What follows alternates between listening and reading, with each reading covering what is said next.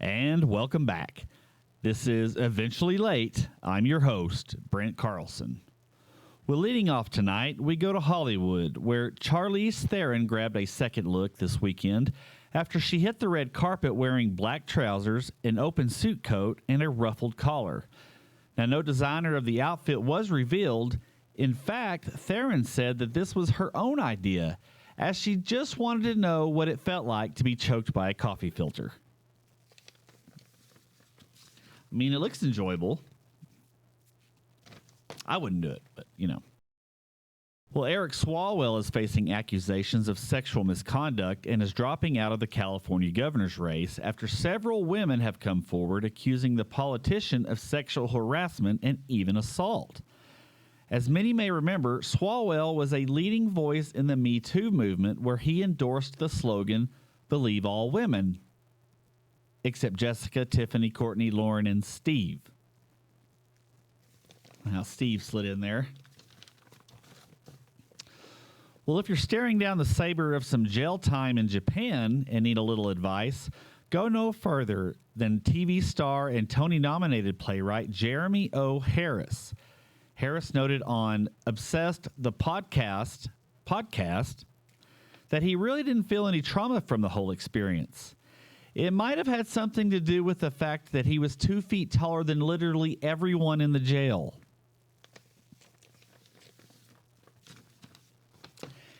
And before I go any further, let me take time to remind everyone to like, subscribe, and to tell all your friends about our YouTube channel, Eventually Late. We're also on TikTok and even in the podcast store. It's easy, fast, and funny, like your mom.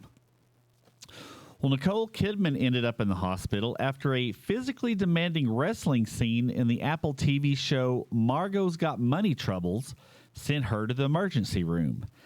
Kidman was already battling the flu, and when she began her wrestling scene, the physical exertion made her nearly pass out.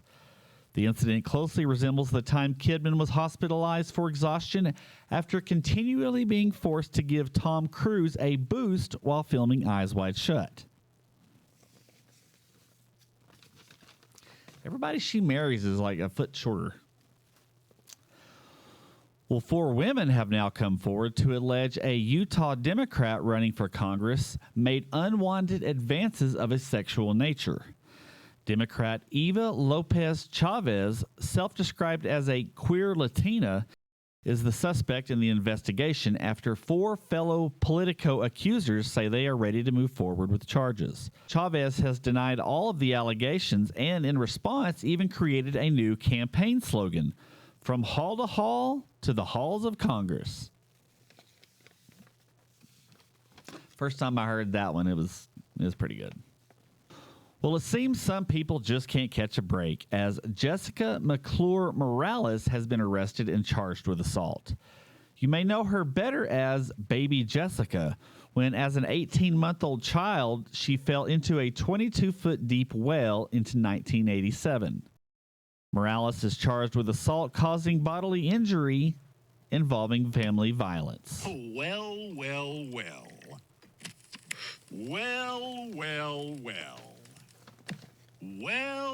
Get it? Yeah, you get it. Well, few details have been released of the incident involving Morales, but this photograph was captured at the moment Morales was taken into custody. First movie ever gave me nightmares. Well, all you American men out there turning 18 years old will no longer have to worry about remembering to enroll in the Selective Service, as your name will automatically be enrolled into the program, much the same way the Mormon Church plans weddings. There's just no way around it.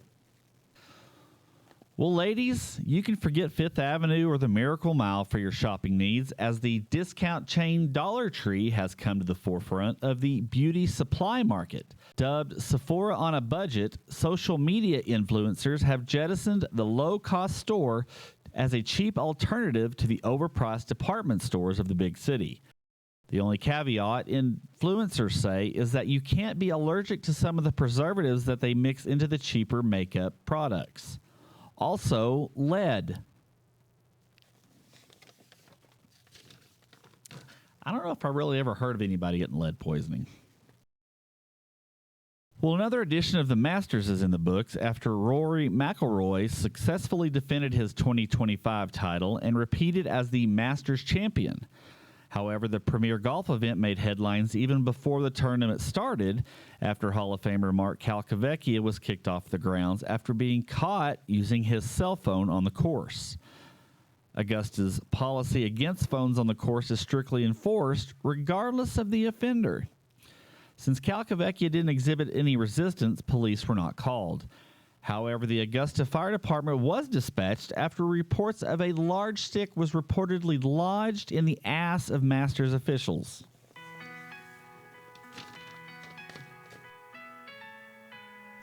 I mean, loosen up a little bit. Well, farmers in the UK are fed up with city folk as an endless barrage of social media influencers continue to come out to the farms and hound the bovines for selfies. Their plan? To breed more ugly, less photogenic cattle so that the Instagrammers and TikTokers will just leave the cattle alone. Farmers in Iran are also experimenting with their goat herds, except for different reasons.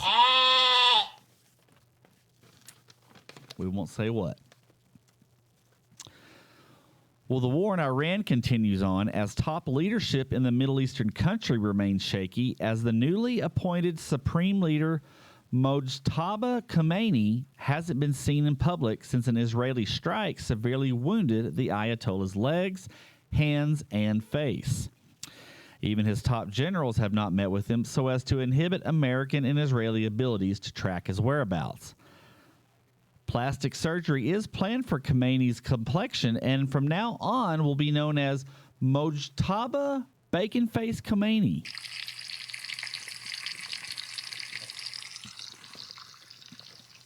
And finally, 2 commercial jets in New York airspace averted tragedy after nearly colliding mid-air while on their final approaches into John F. Kennedy Airport.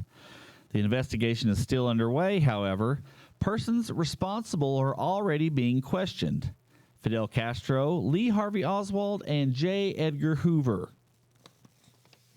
I don't know if they'll be hard to catch. Well, that's everything here from Eventually Late. Be sure to like, subscribe, and tell everyone you know. Thanks for joining us.